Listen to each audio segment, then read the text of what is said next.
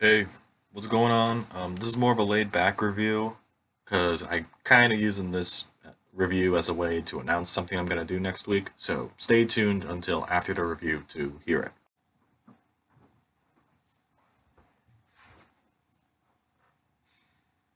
it. Hello.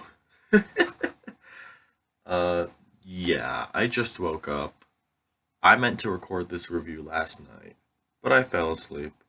So I'm going to hit you with this. We're going to be talking about the first volume in the Cyberpunk 2077 radio installment.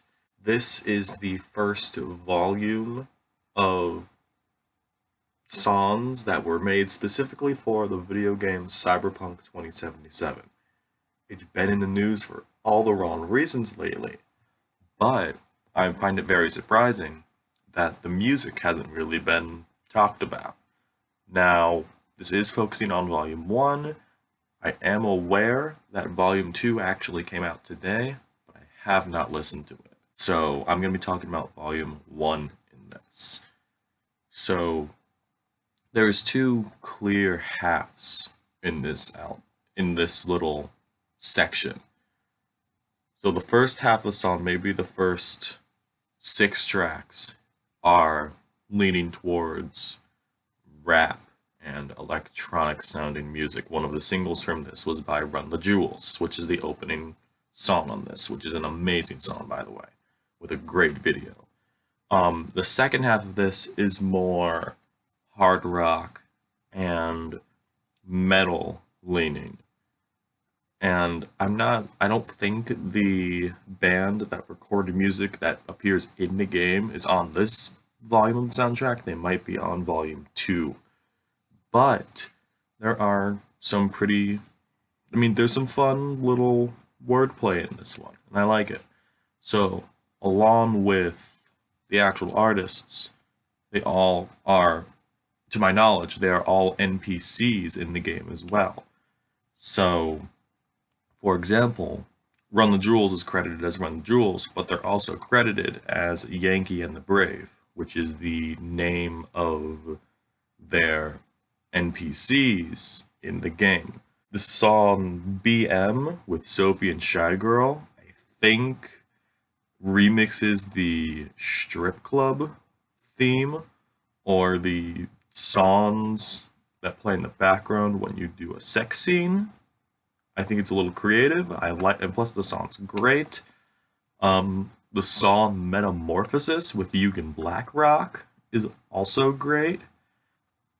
When It's War with Deadly Hunter and Maro Music is probably my favorite track of this whole project.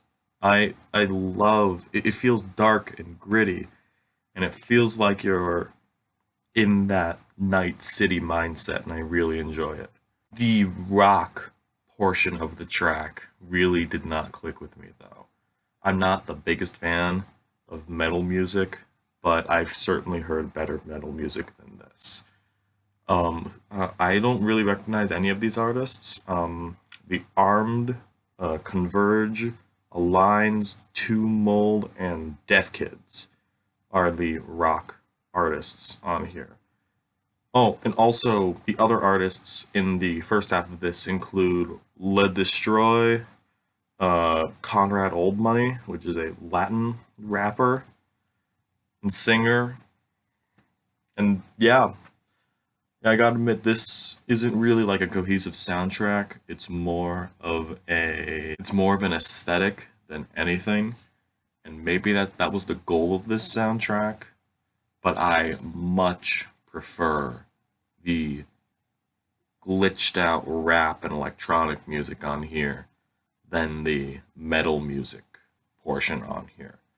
I just feel like the electronic and rap songs click much more and fit the vibe of the game more than the metal songs do. Maybe I'll give a review on Volume 2 once I give it a listen. I'm not even sure if I'm going to listen to it actually, because of how I felt about this.